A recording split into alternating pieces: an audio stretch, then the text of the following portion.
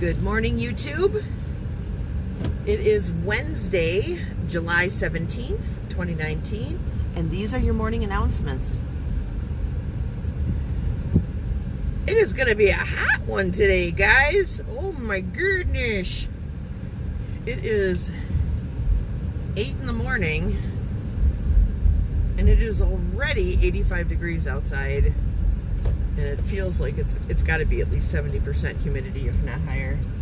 It is hot and steamy in Milwaukee.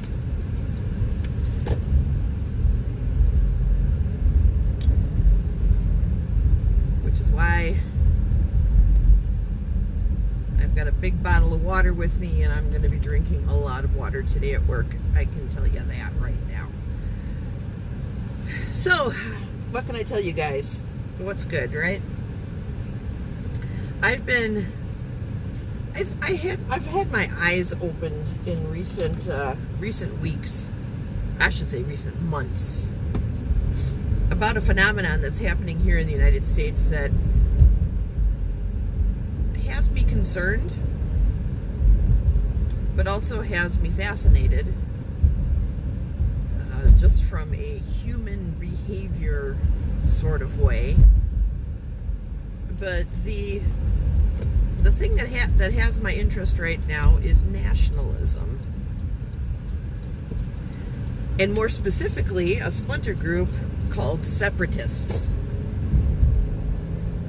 I've always known about nationalism. You know, you grow up learning about nationalism when you learn about, you know, the things that took place in World War II in Germany. Everyone kind of sees Hitler as the ultimate white nationalist, somebody who believed that his race should be protected at all costs, even to the point of genocide. And you know about the Ku Klux Klan, the National Socialist movement, and all those other nationalist groups that are out there. I often attribute all that to white power and the white race and delusional people who somehow believe that their supremacy has been bestowed upon them by the Creator somehow. And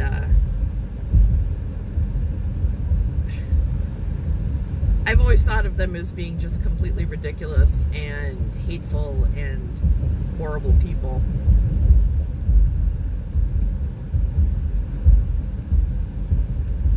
But now I've come across black nationalists, which I guess I knew about them as well. You know, I knew about the Black Panther Party. I knew about Malcolm X and his philosophies on how and what black people should do to be able to raise themselves up out of oppression. So I knew that was out there. I just never attributed the word nationalist to that. But there's black separatists as well.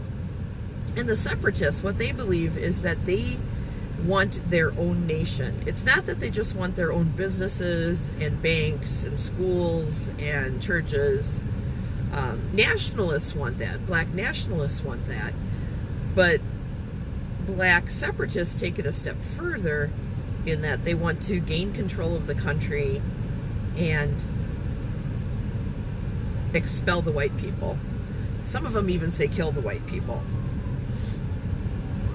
White nationalists who are separatists kind of have that same philosophy, although the white separatists seem to be wanting to work with the black separatists to try to form two nations within one boundary. Like basically the northern half of the country belongs to the white separatists and the southern half of the country belongs to the black separatists. And I even heard a conversation between a white separatist and a black separatist on YouTube, a video that I saw.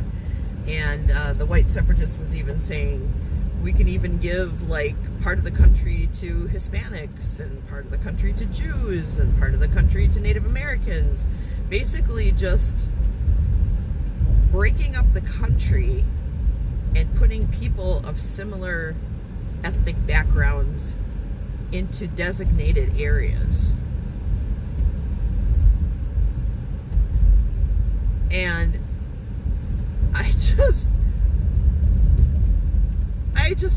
it took me back, because I thought, what? Are you kidding me?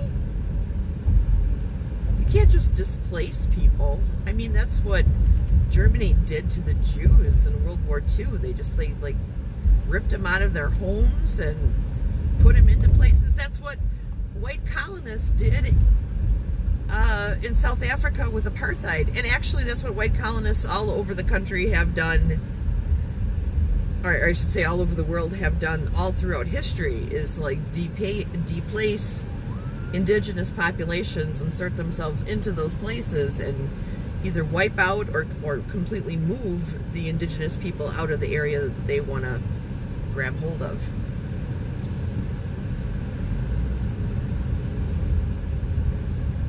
Which I'm completely against.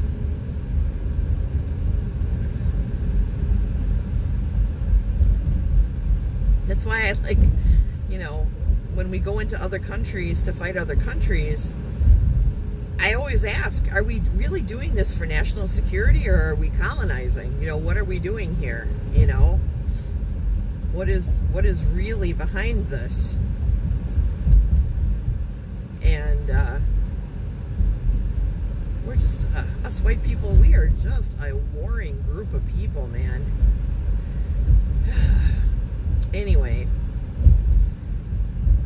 so I'm trying to read up on these things with an open mind. I've always been somebody who has embraced multiculturalism, in that I like diversity. I like people and different cultures and different traditions and different religions. I really get energized by learning about different people, and their cultures and their beliefs.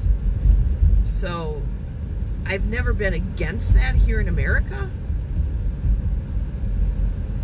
But we are so polarized right now. I mean, it kind of started with Obama, and it really, really blew up with Trump, where the country is so divided between two. They are polar opposites, okay? You have a multiculturalist attitude towards America, and you have a nationalist attitude towards America. And you've got white people on both sides, and you've got black people on both sides, and you've got Hispanics all over the place. I even in a weird sort of way ran into a Hispanic nationalist, and I'm like, okay, well, there's that now too. But the nationalists and the separatists are gaining momentum in our country, and that may end up being our future. It's something that we probably should be mentally preparing for, or if you're completely against it, fighting against, because the fabric of our nation has been torn asunder.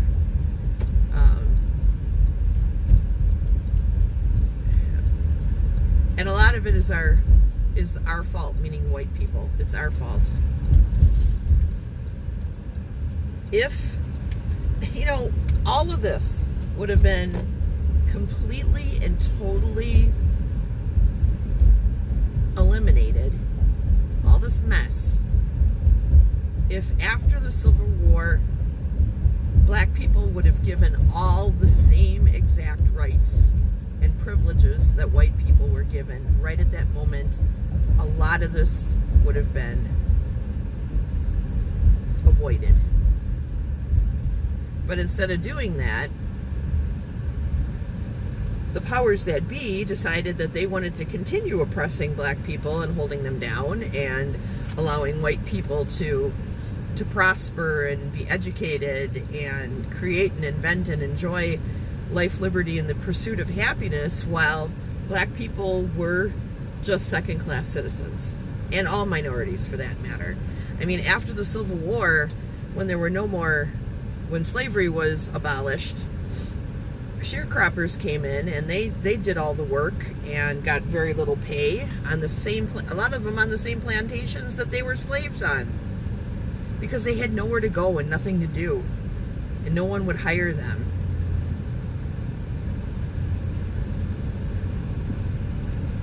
And when black people went off and started their own cities and got themselves elected into Congress, the white nationalists just stood up and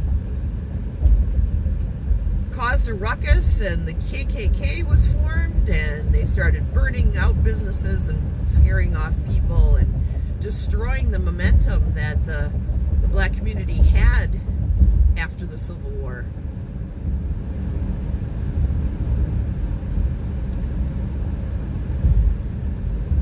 They couldn't see their precious white supremacy lose any ground, so they completely and totally destroyed any effort that there was to creating an equal America. And that sucks for all of us who are here in 2019, who want to see equality, who want to see justice, and who want to see fairness in our country, who want to see institutionalized racism wiped out, who want to see the leaders of this nation changed. We want to see them kicked out and new people brought in with new ideas who fit the multiculturalism in this country, who actually represent us. I mean, right now, I think the black population makes up 12.9% of our country, but only 7.9% is represented in our Congress. It's far worse for women, and even worse for people with disabilities or any other ethnic minority.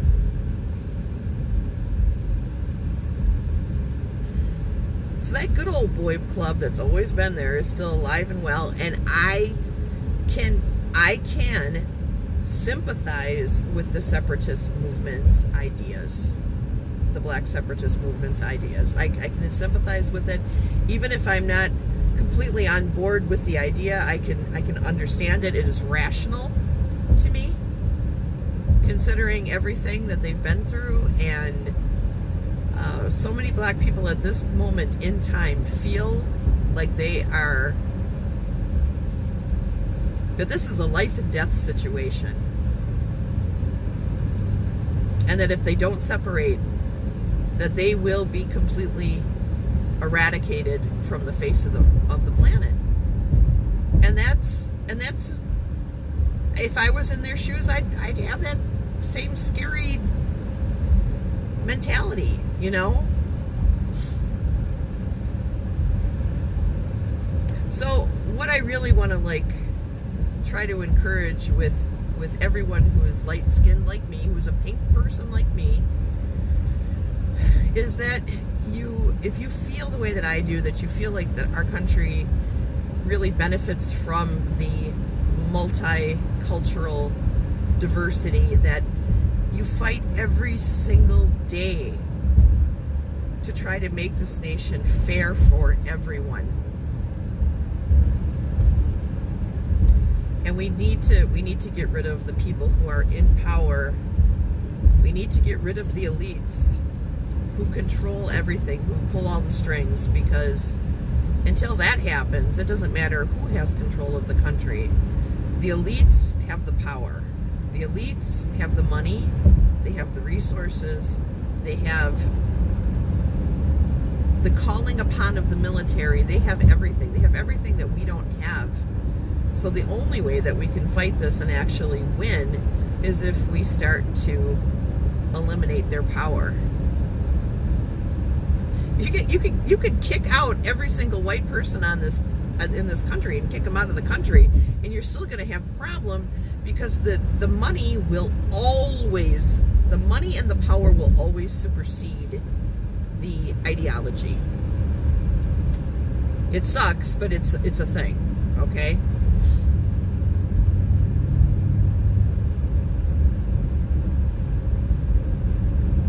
So, I mean, you need to find out who your representatives are, and when you see things that disgust you, you need to write them, and you need to, and we all need to do it, you know? If just a few people act like they care, your representative is not going to do anything about it. But if thousands and thousands of people start cramming their email boxes full of letters saying, hey, you represent me and this is what I want you to do, well, they won't have a choice but to listen, because they know they'll lose power if they don't.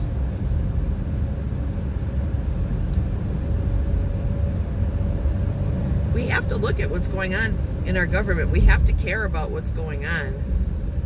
If we don't, this country will continue to disintegrate before our eyes, and that's exactly what's happening. It's disintegrating.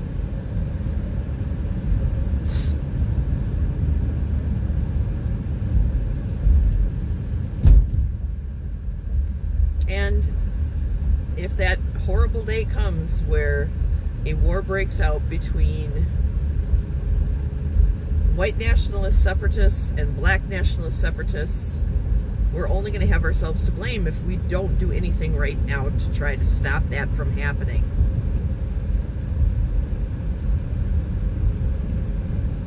So that's all I got to say about that. I love people.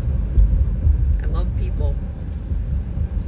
I want to understand people. I'm going to keep my mind open. I'm going to keep reading up on what all this means to these people, because maybe if I understand better what is causing this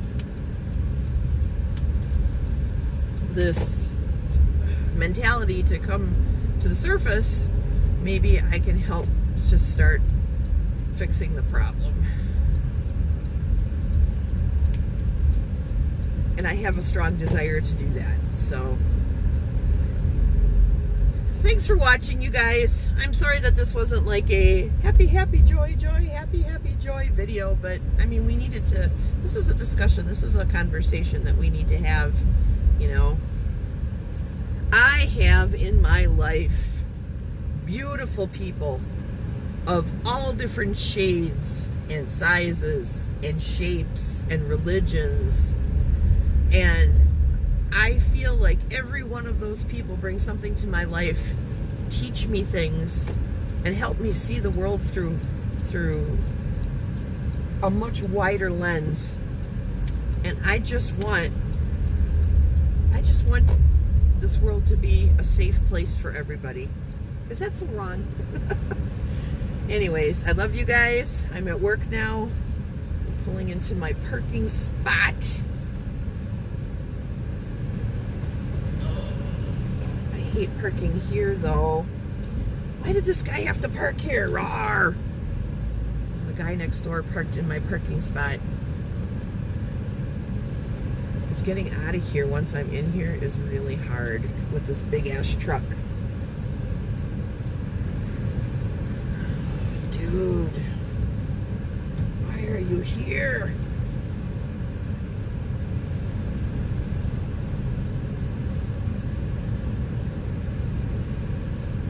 Oh well. Anyways, you guys have a great day. I love you guys. Mwah! Thanks for watching. Thanks for please like, share, and subscribe, and take care. Bye-bye.